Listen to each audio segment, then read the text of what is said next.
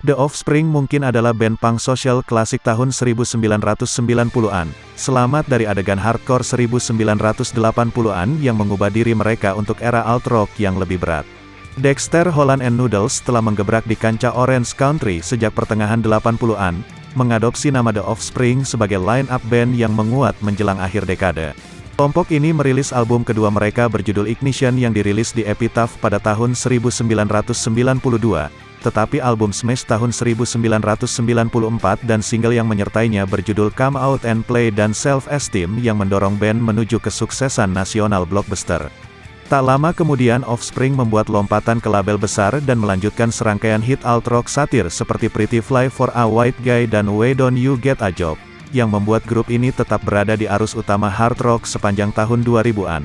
Lalu pada awal tahun 2010, The Offspring telah mengalami beberapa perubahan keanggotaan, gejolak pertama yang akan berlangsung selama satu dekade yang ditandai dengan pertempuran dengan perusahaan rekaman. Keturunan Parubaya muncul kembali pada tahun 2021 dengan album Let the Bad Times Roll, album pertama mereka sejak Days Go By tahun 2012.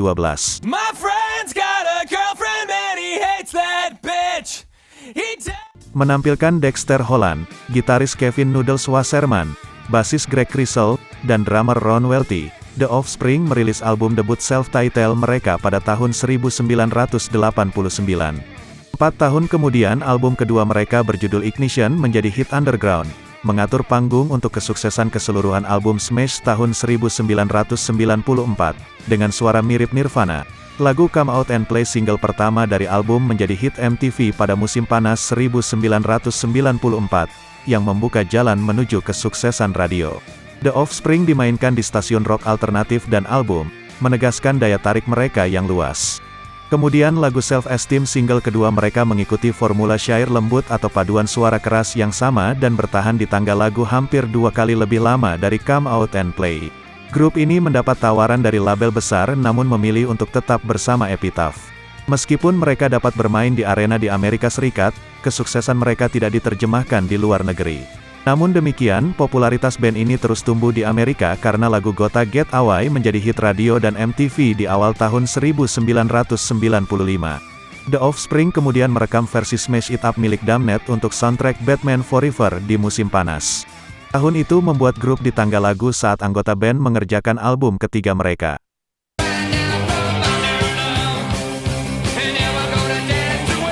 Setelah perang penawaran yang berkepanjangan dan banyak pencarian jiwa, Offspring memutuskan untuk meninggalkan Epitaph Records pada tahun 1996 untuk Columbia Records.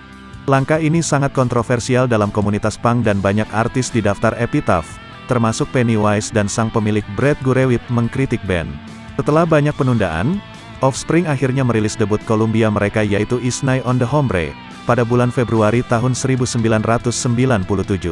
Harapan untuk rekor itu tinggi dan memang menerima ulasan yang baik, tetapi Is Nigh on the Hombre gagal menjadi hit crossover di tingkat Smash, dan grup juga kehilangan sebagian besar penonton hardcore punk karena status label besar album.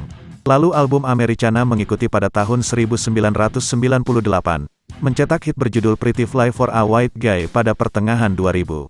Offspring menjadi berita utama kontroversial dengan keputusan mereka untuk menawarkan Konspirasi 1 secara gratis di internet sebelum tanggal rilis awal November. Lalu Sony Music tidak mematuhi langkah tersebut dan mengancam akan menuntut sehingga band ini membatalkan rencana untuk merilis album dengan cara tersebut. Single individu bagaimanapun tersedia di situs resmi band dan situs terkait musik lainnya seperti MTV Online.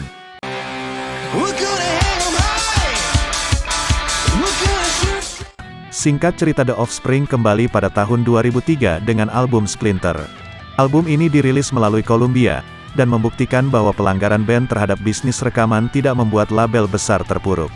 Lagu ini juga menampilkan single berjudul Hit That, yang kembali ke nuansa referensi pop yang menyanjung dari lagu Pretty Fly. The Offspring berkeliling dunia untuk mendukung Splinter, dan dalam prosesnya mereka mencapai hampir setiap benua setidaknya sekali. Lalu mereka kembali pada Juni tahun 2005 dengan set paling hits selain hit utama mereka, itu termasuk lagu baru berjudul Chan Repeat. Pada tahun 2008, setelah beberapa penundaan, band ini merilis rilisan studio pertamanya dalam 4,5 tahun berjudul Rise and Fall yang sangat dinanti. Saat melakukan tur, Offspring mulai bekerja menulis materi baru dan merekam ketika mereka bisa. Setelah 3 tahun bekerja, album ke-9 mereka yaitu Days Go By tiba pada musim panas 2012. The Offspring kemudian memasuki periode tur, rekaman, dan perubahan line-up yang diperpanjang serta berjuang melawan label rekaman mereka. Lalu Summer National, sebuah EP digital sampul, muncul pada tahun 2014. Tahun yang sama mereka menegosiasikan kesepakatan untuk hak atas musik yang mereka buat di Columbia pada tahun 2016. Mereka menjual master ini dan semua hak penerbitan mereka ke Round Hill. Kemudian The Offspring mulai mengerjakan album baru dengan sungguh-sungguh pada tahun 2018, dan bersatu kembali dengan produser Bob Rock. Let the Bad Times Roll yang dihasilkan muncul di Concord pada musim semi 2021, dan rilisnya tertunda karena pandemi COVID-19.